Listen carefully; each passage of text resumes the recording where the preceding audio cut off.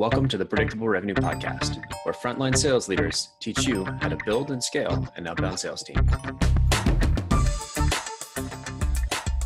Today's video is brought to you by Predictable Revenue's Service LinkedIn Outbound. Find out how we can leverage and grow your existing LinkedIn network to book meetings into your calendar at the link below. Welcome back to the Predictable Revenue Podcast. I'm your host, Collin Stewart. Today, I'm joined by Justin Welsh. He's a guy who has helped a number of SaaS companies and sales leaders scale or accelerate their recurring revenue towards and beyond $50 million. Justin, I'm really excited to have you on the show today. Collin, great to be here, man. Thanks for having me on. Man, thanks for joining us. This is going to be a good one. This is we're talking about culture and how to build a culture that attracts top performers. And specifically on a sales team, this is probably, make or break for most companies. You have a ton of experience in building not just sales teams, but the culture that really drives performance there. Talk to me about, and I know you help companies kind of build this culture among many things, but can you talk to me, tell me the story of where did this idea come from? Yeah, this idea really came from when I was getting my own executive career started.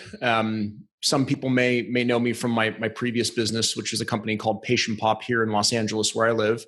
And I grew that business from $1 over $50 million in recurring revenue. And when I sat down in 2015 to take on that role, I sat down and I thought, what kind of team do I want to build, right? Everyone knows they want to build a strong sales team, but I really just landed on this very simple idea that happy and motivated people sell to and treat your customers with respect.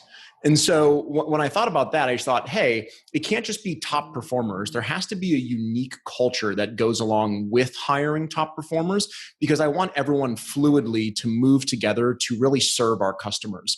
So I sat down and back in 2015 started thinking of all the different things that needed to be a part of our sales organization's culture in order to build that thriving team. And that's where this sort of 8-step program that I talk about a lot came from. Very cool. And before we jump into the 8 steps, I'd love to just, if you could pull out a couple of points of what do most people get wrong? Yeah, great question. I think the 2 most common things I see that people get wrong with sales culture is they're actually confused about what culture is. So they believe culture is amenities, right? A lot of times if I ask someone, tell me about the culture of your business, and obviously some of this is pre-COVID and some things are changing, but they'll say, hey, it's dogs in the office. We have beer on tap. We got a ping pong table. And to me, that's not culture. To me, those are amenities. Culture is the attitude and behavior that your team exudes each day in pursuit of your company objectives. That to me is what culture is. So people, they're focused on the wrong thing. They're focused on amenities. And then the number 2 thing I always see people miss is during change, which is a huge part of that impacts your culture, they miss the why behind the change. They often tell you the what and they tell you the how, but they forget to talk about the why. And if you string together a bunch of missed why opportunities, you start to poison your culture. So those are 2 sort of areas that I see people, I don't know if you want to call them, get wrong, but at least screw up on early on. It seems like so easy that, when you think culture and HR, especially if you're thinking of, California or Silicon Valley, you think of all the things that come along with working at a startup, at least on the surface level. It's the ping pong tables, it's the foosball, it's the bean bags, it's the remote or flexible, this and that. But I think what you're driving towards is it's the core, really core behaviors of the team. Yep. Those sort of the norms that we hold ourselves to. That's really going to drive performance and attract top players. That's right. And you can actually build a thriving culture with very few amenities. And so I would just encourage people not to get those 2 things confused, because it's so important. And Collin, you kind of said something interesting. It's it seems like a really easy thing to build. It seems like, hey, I'm just going to hire people, treat them well, give them opportunities, and bing, bang, boom, I'm going to have this thriving culture. But it's actually really hard. And as your team scales and grows and you're managing multiple personalities and people, it just becomes really challenging. So that's why I think it's all about laying the foundation. That's why I created this. Love it. So talk to me about how we lay a really strong foundation for a great sales culture. Yeah. To me, step 1 is hiring correctly. And When I think about hiring correctly, I think about really sort of 3 points. One is I only want to bring people into my organization that are aligned with my mission, vision, and values. Compensation only goes so far. Intrinsic motivation lasts only a certain amount of time. Like, to me, you have to be really bought in to the mission, vision, values of the company. And so you need to create interview questions that uncover whether or not the person sitting in front of you is actually or truly interested in your mission, vision, and values. To me, that's really important. The second thing I look at when hiring people is, are they swimming in the right lanes? And what I mean by this is, if I ask, sales leaders, what kind of people do you want to hire? They say top performers. And we all want to hire top performers, but top performer in one industry and company doesn't necessarily mean top performer in another. So what I found to be really, really helpful is to stay in 2 lanes: your sales cycle lane and your deal size lane. So I run SMB SaaS business teams. That's what I do. So my average contract is, $15K, and we sign it in 15 days. So when I'm going out and I'm looking to hire salespeople onto the teams that I'm building, I want someone who's been in those lanes before. If I think back at Patient Pop, I remember interviewing a guy who was a medical device rep, and he was selling $1 million capital equipment, and he was doing it on 6-month sales cycles. And I thought, capital equipment in the healthcare space, this will be a great transition into our business. And he was overwhelmed by the velocity of the sale. And so the next thing I do is I establish these velocity lanes, in terms of deal size and deal velocity. And the last one is just hyper curious. And, people will ask me like, hey, what's the number one trait that a positive salesperson has? To me, it's just curiosity.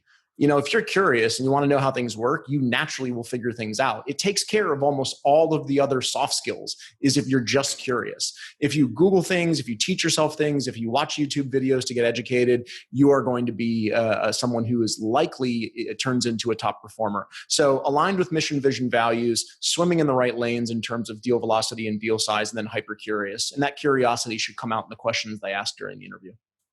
I love that. I think if anything has gotten me to, anywhere in my sales career, it's been the fact that I was annoyingly curious in every role that I've been in. And I do want to just take that a moment to dive into that. You're swimming in the right lane. So how, you've got these 2 lanes, and one is sort of, one is deal size, and the second one was sales motion in terms of inside sales. Did I get that right? Yep. Yeah, velocity. How fast do your deals close? Yep. Gotcha. How far? So are you saying you won't touch somebody if they're kind of only have 1 or 2? So if maybe they were selling $50,000 deals, or maybe they were selling, in the industry, but not touching that sort of maybe it was they had a sales engineer. You're totally staying away from them? So it's a great question. When you're building the beginning of a sales team, you can afford to go ad lib, right? So someone says, hey, this guy or gal is totally not in either of those lanes, but they have XYZ, which I think means they'll be a really great fit in your organization. You can interview those people. And by the way, you can hire people outside of those lanes and find a successful person. I'll never argue that you can't do that. But at scale, it becomes harder to ad lib. Right. So that's where you put in kind of these parameters. And so rather than, my recruiting team coming to me and saying, we have 75 people here that we think would be a great fit that don't meet your lanes. Do you want to go through each one of them? At scale, that becomes really challenging. So part of what you need to set up is a system that increases the likelihood that the person that you hire will perform well. So the answer is not no, I won't look at them. It's just I want to decrease the likelihood that I make a poor hire as my team grows. And I don't have a lot of time to ad lib or ad hoc. So I put in guardrails, and that's how I think about those things. That's fair. And especially, I guess, if we're talking about an early team, Sure. Those first 5 reps that you hire are going to be, each rep is 20% of your sales team. And so if even one of your people isn't used to the motion, that's 20% of your team that's automatically falling behind just because of their hiring profile. That's right. And by the way, if you analyze all your top performers at your business, anyone listening out there, they might find that velocity and deal size don't matter.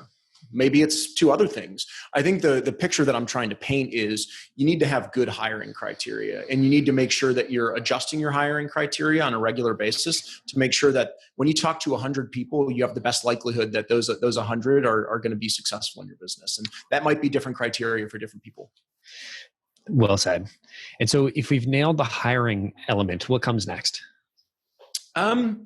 I think this is where the very beginning of setting expectations comes in.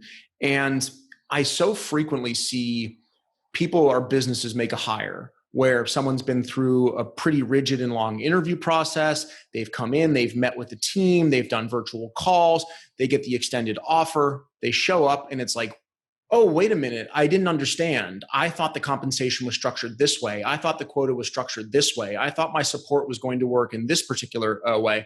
And it's like, oh, yeah, no, we're misaligned here. And so for me, expectations of how the job works should be introduced in the interview stage. And I just don't think those are done clearly enough or regularly enough by companies so that there's miscommunication throughout the entire stage. So set clearly defined expectations during the interview stage. When they come into training, those should be documented and shared. So the first time you show up for day one of work, you should have your compensation, how it works, your quota, how it works, your support, how it works, your career pathing, all your options at the company. How do I move laterally? Everything should be introduced to you day one. And then when you graduate training, you should be signing off on all of those expectations. There should never be an instance where someone sits down in their desk for the first day of work and says, oh, I thought my quota was X and it's actually Y. I misunderstood. And I just see it happen so frequently. What a bad way to get started in a relationship. Oh, for sure. You're getting off on the wrong foot. And it's like you have the wrong firmware for this person that's supposed to be operating to drive a ton of revenue for you. And it can be such a missed opportunity. I'm curious, how deep into the details do you go? Are you getting down into specific activity levels? Like, we're expecting your demos to come from here. We expect you to follow up, this many times. We expect you, et cetera, et cetera. Anything that we're measuring or holding people accountable to, I want to introduce as soon as possible. I really fear hiring someone and then they sit down at their desk and, you come over and say, cool, you ready to make your 80 calls today? And they're like, 80? The recruiter told me 60. And it's like, oh, boy, I guess we got to reset expectations on day one of work. And this looks like a bait and switch. And this isn't what I was told. And it becomes this really big problem. So for me, it's like anything they're going to be held accountable to, anything that we're going to be pointing at, anything that we're going to be reviewing, I want to introduce day one. Gotcha. It's all out in the open and on the table. That's right. And so we've got the right hire. We're hiring by our core values. We're hiring and firing, living by the core values. We're hiring the right profile. We're finding curious people. We're setting the expectations in that interview, in the interview stage, and then we're following through to make sure that during the onboarding process we're reinforcing that. So now I'm a rep sitting at a desk. I got my Salesforce open. What comes next? Yeah, I think the next thing that comes is kind of three questions I ask myself is I want to provide learning and development for my reps. And so the questions I ask myself is, do they know how to do the job? Do they know how to do the job well? And do they know why they're doing their job? So for instance, I see so many times where career pathing and learning and development just doesn't make sense. As you grow, you actually part of the career roles you take on have skills that you've never learned. And so that's the how and the well part. Like, how do I do my job and how do I do it well? Each job should be building upon the previous foundation. So for instance, at my previous business, you came in and you learned to qualify inbound leads, and you learned a long time and you spent a long time qualifying inbound leads. And then as soon as you got really good at that, you were put into a boot camp where during the mornings you were taught how to prospect cold. Right? So you were taught that for probably 6 consecutive months, 1 hour a morning. You're talking about 120 hours of training on one particular skill set. And once you qualified for that and were certified, you got moved up to an outbound prospector. But day one, you weren't making your first outbound cold call. You've been practicing for 120 hours. So what I want to see is learning and development should build upon itself. I think that's really important.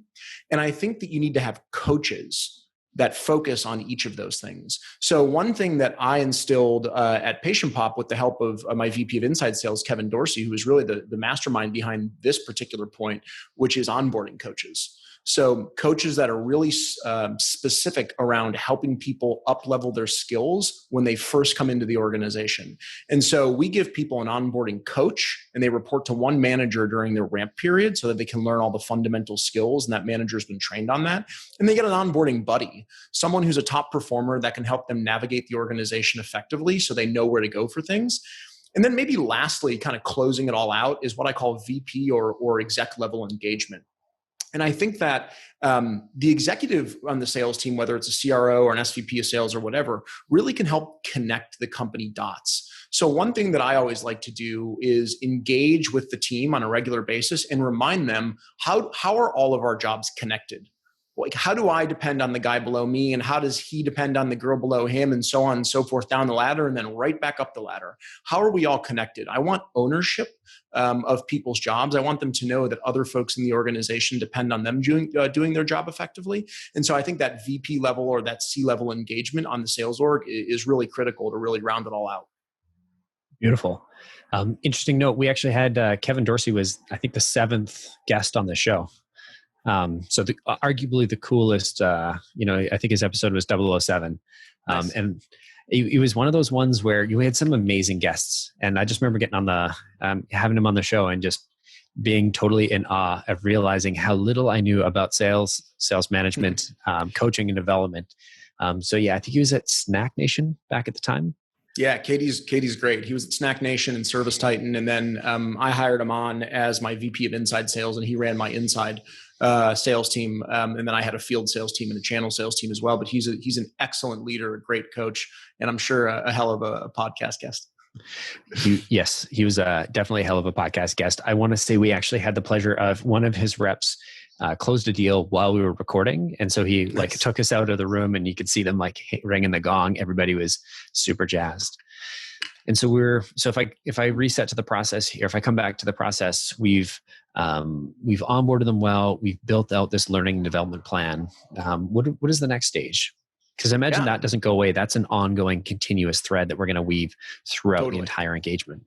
Totally. I think step 4 is building out that right career path, the one that I was referencing when talking about step 3. And I take a different theory or approach to career pathing in promotional pathing.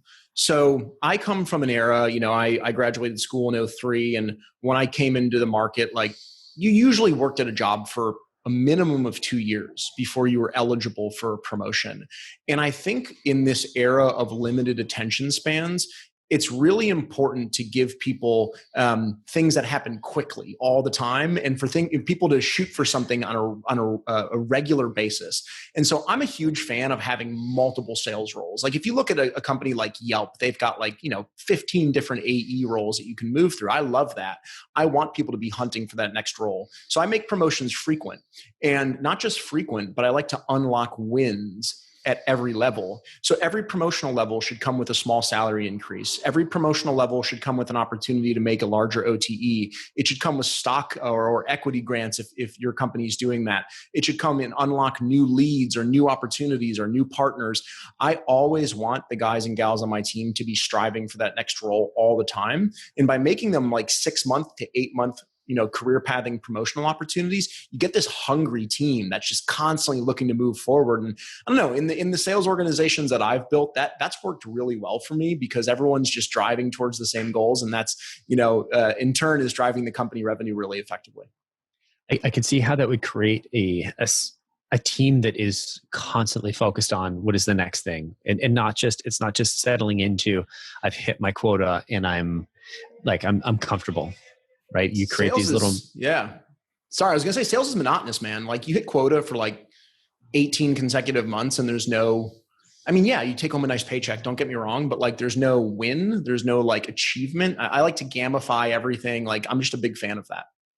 Dude, it sounds like had I worked for you when I was early in my sales career, I'd still be in sales. Because I can look back to my first couple of jobs, and they went 2 ways. It was... I came on and I either I wasn't super aligned with the product and I didn't stay there, or I loved the product, I loved the company, I crushed it, I was super interested for about 18 months. Then I got bored and I started looking for something else. And it wasn't a financial decision. It was, I'm so bored of this, I need to find something different. Totally. And I think there's a step later on that I'll touch on that I think will help alleviate that boredom, even as you move through the promotional path. A teaser. Love it. And so we've nailed the career path. We've got little wins, little bumps in salary and OTE, which kind of brings us to compensation. So talk to me about how we get compensation right. Yeah, don't mess this up, right? Like, of all the things I just talked about, comp is still important. And if people can't make a fair wage, or, they're not getting paid for what they're producing, that's a problem. But with that being said, I'm also cognizant that as the executive, my core responsibility is to the company. And so I like a compensation plan that is fiscally responsible and also highly incentivizes salespeople to perform well. So I stole a comp plan from Jason Lemkin off of his SaaStr blog that I've used really effectively. And that is, that folks will pay back their base salary first. So they're gonna have to make enough deals to where they meet their MRR targets, and they've effectively paid their salary and seat costs back. So usually that's like salary with a 20% load on top. But once they cross that threshold, you can pay them a significant portion of every deal. You can pay them 20, 25, maybe even more % of the deal. And so what that does is it takes money out of the pockets of bottom performers and puts it into the pockets of top performers. For instance, most companies I talk to are like, oh, we pay 2% on the first X thousand, then 4% and 6%. Why? Why not take all those percentage points and move them to the top tier and pay your top performers as much as you possibly can? If you do anything else, you're robbing your top performers and you're paying your bottom performers. So this compensation plan means my top performers are making a ton of money and they're hustling hard throughout the course of the month or quarter because they love those accelerators at the top. And it also means that my bottom performers will likely not pay their costs back, will probably not make any commission, and will self-select out. May sound cruel, may sound non-empathetic, but in the end of the day, if you're not a top performing salesperson at a company, you may not be at the right company. And I'd rather make sure that my top performers are really, really satisfied. And I'll try and I believe I've read that blog post, but I haven't actually lived that blog post. And so talk to me a little bit about how that works. So let's assume we're on a monthly recurring revenue basis or a business. And I'm a new hire. So I'm getting my base, and then I'm also on a commission plan. So on the first few deals, say I'm selling deals, they're $12K ACV or annual contract value. And so do I not make any commission on the first, say my base is $4,000 a month US. I get zero commission until I pass 4K monthly recurring on the books? That's right. Yep. Yeah, actually probably more, probably 4,800 to 5K. I like to put a cushion on top for software and seat costs. Gotcha. But then once you cross that threshold, instead of being this 0, 2, 4, 6, 8, I pay 25%. So next time you close a $12,000 deal, I'll pay you 3K. So, if you've got reps who are closing 11 deals, right, a month, which a lot of my reps were at a pretty similar average contract value to what you just suggested, you can do the math, and it gets pretty gnarly at the top.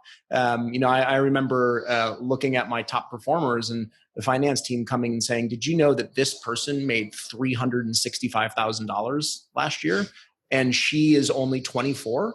And I'm just like, I don't care how old the person is, how experienced. I don't care about any of that stuff. All I care about is, if she's doing the 1.5 or 2 million or whatever she sold, like, she should reap the rewards for that. So as long as she's paying her seat cost off, it works with the finance team. 100%. And such a great attitude. I've been in a number of situations where people are like, "Hey, you're making more than the CEO, so we got to do something." And I've heard that a number of times, and it's like, man, that's that's a tough one. Yeah, I don't believe in tenure-based rewards. I believe in performance-based reward. I love that. And so that's getting compensation right. And compensation, it is one of those things. It's like, it's that internal recognition that, hey, I'm doing a good job. I'm getting paid healthily. But there's also the sort of external recognition. Talk to me about what you guys, or how you see sort of recognition outside of the comp plan. Yeah, this to me is like super critical. And it's critical to me because I was never, I hate the word coin operated salesperson. I think that's such a dumb term. Whoever coined that, probably someone I actually really like, and I just threw him under the bus. But whoever coined that. Sorry, I just got to call that out. Hey, good one. I didn't recognize that pun there. So for me, it was always about recognition. I like to be recognized.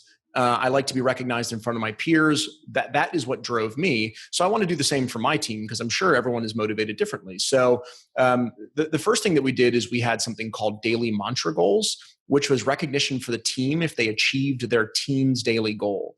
And so like for our SDR department, I can still remember it. This was many years ago, but it was like 2,402 was our chance. Like we make 2,400 dials, we convert 2% of them, and we come away as a team with 48 scheduled demos. And like people were jazzed to hit those goals because we monitored them around the office using our ambition software.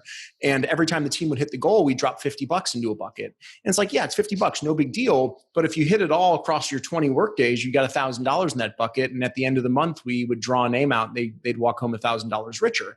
Now, it's not about the money, it's about the team, right? And so you would see sometimes someone throwing on their backpack at like 4:45 and they're walking out the door and everyone's like, hey, we're at 47 demos, bud. Like back to the seat. We're going to work as a team until we nail this. And then everyone's cheering each other on, trying to get that last demo. I love team-based goals. And so I like to recognize when the team does something great. We also have our weekly and monthly leaderboard. We email those out. We put them around monitors on the office. That's just pretty standard stuff.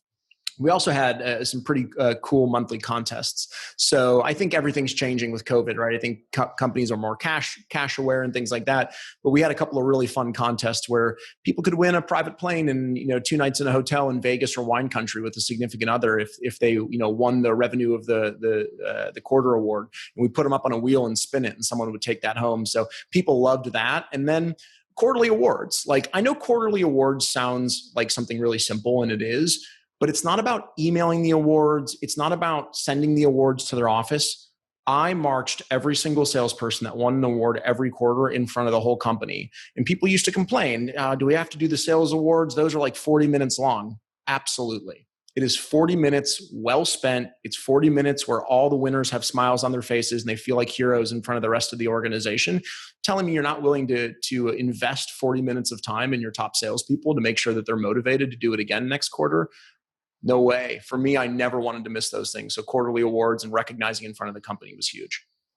Right on. And so awards, we're talking about like biggest sale, fastest, like most cold calls, like what kind of stuff are you talking about? No, I never reward inputs. I only reward outcomes. So it's never about most calls or anything like that. It's about revenue.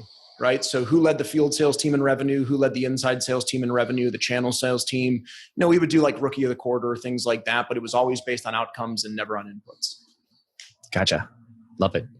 And so talk to me about the role that surprise and delight plays. Yeah, this is the one where I think talking about kind of not letting it get boring. I'll give you a really quick story of what I mean by surprising and delighting generously. That's sort of my step 7. I'll give you a very quick story. So I was the second sales hire at a company called ZocDoc in New York back in 2009. And it was just 10 people when I joined there. And that business ended up growing to almost a $2 billion valuation and 750 people. But very early on in my career, I was a top salesperson there. And I made enough money to move into my own bedroom in the city in East Village. And it was 11.5 by 6.5 feet. And I couldn't fit anything except for a futon in there. And so I bought this really shitty futon. It was like rock solid. And I would go to bed and it was so uncomfortable. And so I walk into the office one morning and Cyrus Masumi, the CEO at that time and founder of ZocDoc, saw me and I looked exhausted. And he said, "Hey, you look totally exhausted. What's going on?" Told him this quick story. He walks back into his office. He comes out with a check and it's blank, hands it to me, tells me to go to Sleepy's, I think was 13th and 2nd back in the day in Union Square, and buy a mattress and spend up to $1,000. And I was like, whoa. No one has ever done something this kind for me before. I was 28 years old. And so I went to Sleepy's and I spent like $498, I think, on a mattress. And it was the best single mattress I'd ever slept on.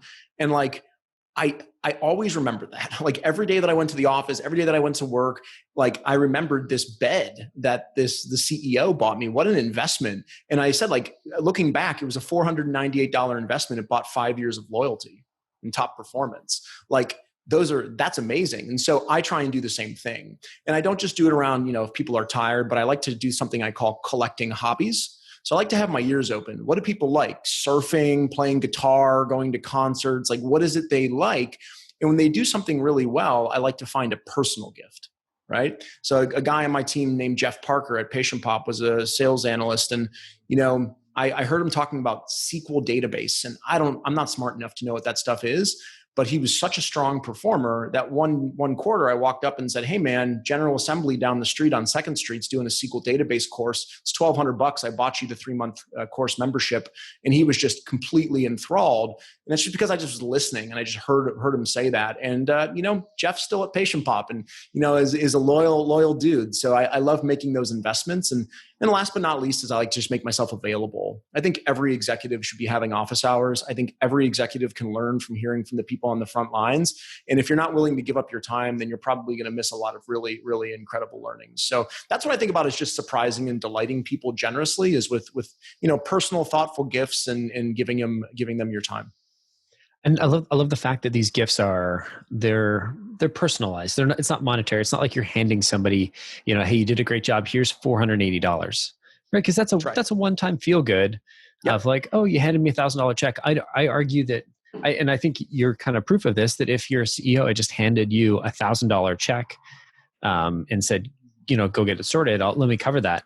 It would have been a much different story from, hey, go buy yourself a mattress. Totally. 100%. Money you spend, it's gone. There's no reminder.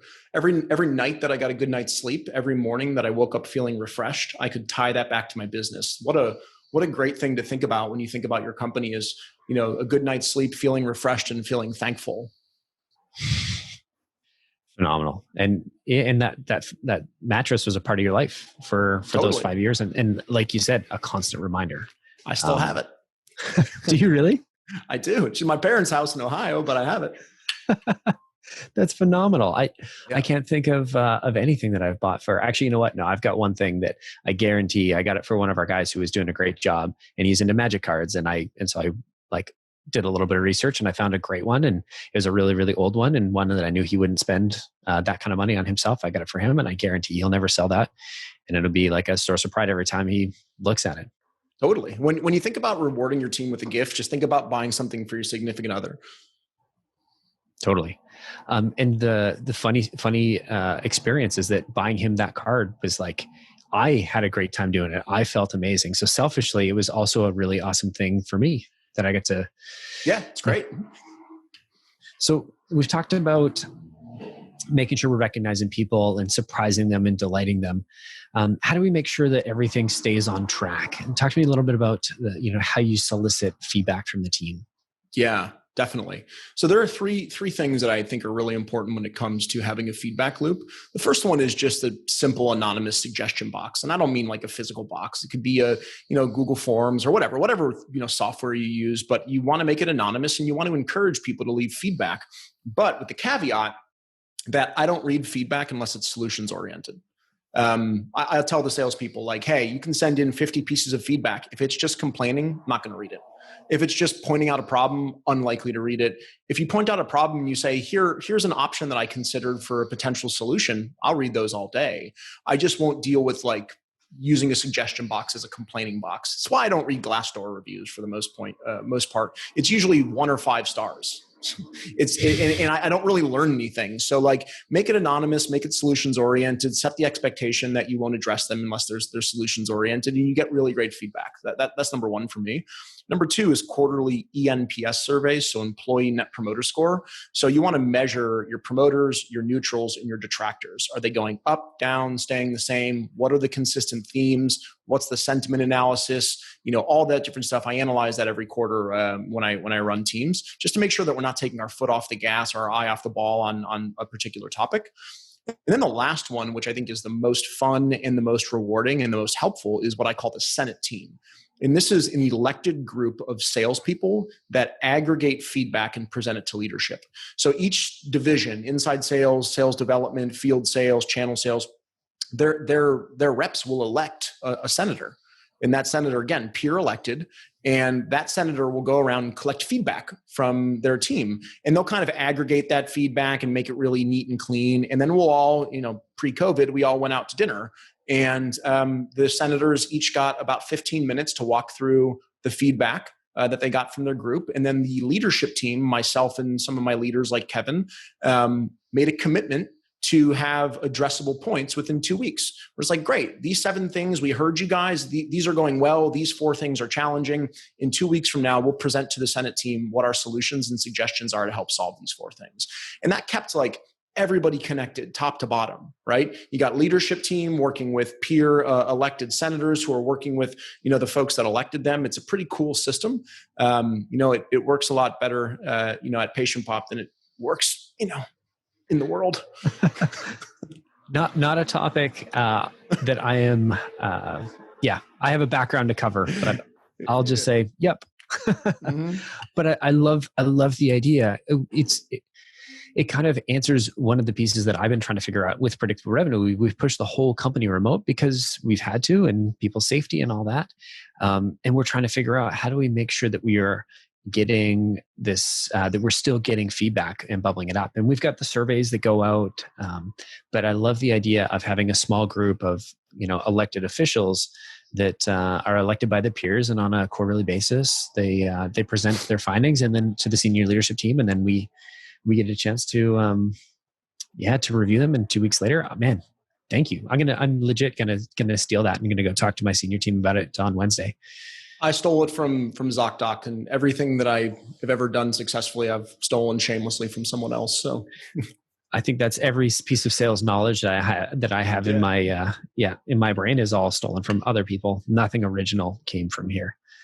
I'm curious on the quarterly eNPS. So where do the NPSs come from? Are these from customers, from prospects? Oh, sorry. No, eNPS is Employee Net Promoter Score. So we survey our employees, and they turn around and the same way that we would survey our customers, by the way. So rather than do an NPS, we do an eNPS, and we just look for those trends, right? Who's happy, who's passive, who's detractor. And we calculate a score, and we just measure it from an org department, from like in a complete department. Then we break it down to the individual teams, and then we break it down into individual themes. And so we can kind of see what's trending in what direction and know where we have to spend our time. Gotcha. Okay. I was thinking that you were having customers do NPSs for the individual reps that they were selling to. I thought that's going to be a complicated one. Not a bad idea, but no. I think the trouble would be in, like, just like you said on Glassdoor, it's either going to be the people who are going to respond to those surveys are going to be either very, very happy because they just closed, right? And there's that sort of like reaffirming, I've already made a buying decision with this person, and so I'm bound to think they're awesome. Or I think they're terrible, and it's going to be 5-star, 1-star. We used to do that on when a deal would close. The person that we sold it to, the decision maker, would get a quick survey that just said, like, rate your salesperson. And I mean, no surprise, the ones that closed were 5s, right? That's why it's probably a big part of the reason they bought. But yeah, it kind of became meaningless data almost. Crazy. So at this point, if I could just kind of summarize, where we started. You got to get people coming in the door. And so it's all about hiring correctly, making sure their vision values are aligned, making sure they've got the right background in terms of the sales motion, and then making sure that as we're transitioning, we are covering their goals and expectations in the hiring process, that during onboarding, those are getting signed off on, they're getting reviewed and signed off on as they graduate. Then after graduation, they're getting put into a learning program that's not just one and done onboarding, it's continuous. And they've got their onboarding buddies and their coaches. And you've got different coaches at different stages and for different skill sets. And then from there, you're managing the career path, which is, how do I make sure that each individual has something that's short term that they can focus on driving towards, that isn't just quota, that just adds a lot more context to the role, and it pulls it out of the monotony of I hit, like you said, I hit my quota 18 months in a row. I'm kind of bored. What do I do next? Which also builds on, getting compensation right. And I haven't done it myself, but I think it's a really interesting model, the Jason Lemkin, no commission until you pay yourself back plus 20%, and then you get massive commissions. Point of clarity, just, is that on a monthly basis or is it on an annualized basis? For us, it was on a monthly basis because we're on a 9-day, 10-day sales cycle. So people got paid every month, and so they could pay off their seat costs pretty easily every month. Gotcha. Okay. Yep. And then you're coming back to outside of the commission plan, we are recognizing often. So you're doing little spiffs of, if we go, 20 days consecutively booking 48 demos, we've got, $50 an extra $50 or an extra $1,000 that you could win. You've got your sales, your quarterly sales awards for, and again, it's not inputs, it's outputs driven. So the person that drove the most SMB business, most enterprise business, which I love, you're focusing on surprising and delighting people. And so we're focusing on personal gifts, not necessarily monetary cash. And in order to do this, you need to pay attention to their hobbies, to the things that they love, and then find something when they're kicking ass, find something that's really, truly meaningful. And they will hang on to that mattress forever. And then finally, we're creating a strong feedback loop. So they've got the anonymous solution focused suggestion box. You're doing a quarterly NPS from the team to find out, hey, are we as a company doing a great job? And then you saved the best for last year, man. The Senate team of having those ambassadors that are there to collect and solicit feedback from the sales team and bring them to the senior leadership team. Man, that is the icing on the cake. I want to lead with, talk to me about the impact that you've seen getting this right have on an organization. Yeah, for us, it was fast scale, right? Scaled from 0 to 50 million in 4 years, right? Which is pretty incredible. And for us, it was high employee net promoter score. So when I left Patient Pop, the employee net promoter score on the sales side was around 54, which would make that world class. And what does that mean? It means you retain top performers. So, I only lost 2 top performers top performers in my tenure, and one of them came back. And to me, I think that's pretty darn good over the course of 4 years. So it means stability. It means good revenue, and it means happy salespeople. And to me, those are 3 things that make my life easier. Beautiful. I couldn't have said it better myself, Justin. I want to give you a chance to promote yourself. This is my favorite part of the podcast. So we're going to do a quick cold call role play. Understand that as somebody who's been building revenue teams for quite a while, that this is probably not a part of your day job. So I'll take it easy. It's not. That's cool, man. So set the context. What's your persona? What's your ICP? What role am I playing at what type of company? Cool. You're founder of a company that recently closed a Series A, because I call on founders. And I actually don't make cold calls. They come inbound, but I haven't made a cold call in a really long time. So this should be probably an atrocious disaster, but we'll give it our best shot. So I'll call you. You can be a founder, and we'll go from there. Sounds great. All right, ready? Ring, ring. Hey, this is Collin. Collin, it's Justin Welsh. We recently connected on LinkedIn. How are you? Hey, Justin. Good. How are you doing? I'm doing pretty well. Hey, congratulations on the recent Series A from Insight Ventures. It's a great firm. You must be really pumped. Yeah, thanks, man. Yeah, we're super excited. Cool. Where are you planning on investing the capital? I'm always interested in learning what companies are doing with their Series A. Yeah, it's. We really just worked out the mechanics, the sort of unit economics here, and so it's all going into sales and marketing. That's great. Congratulations. I work with early stage companies, typically post Series A, kind of like you all, who are really growth focused. My clients are typically looking at the capital that they've raised, and they're investing it in sales and marketing engine to grow revenue. It sounds kind of like what you guys are planning on. Is that right? That's right. Cool. Could you tell me a little bit more about your plans? I'd love to hear what specifically is the biggest focus. Is it marketing? Is it sales? How are you thinking about going to market? Well, we've got a couple different avenues. I think first is we want to, and here's where we're maybe a little bit unsure, is we want to grow. We know we need to hit our goals. We need to double or even triple the size of our sales team, but we're in this chicken or the egg scenario, which is, do we grow marketing and the number of leads and the number of top of funnel first, or do we grow the number of salespeople first? That's a very common occurrence. I'm hearing what I hear from about 90% of the founders that I talk to right after their Series A. Is it marketing first? Is it sales first? Is it leads? When do the leads plateau? How do I start thinking about going outbound? I also heard a word in there that I hear often, which is unsure. Could I make a recommendation if you don't mind? Sure. Cool.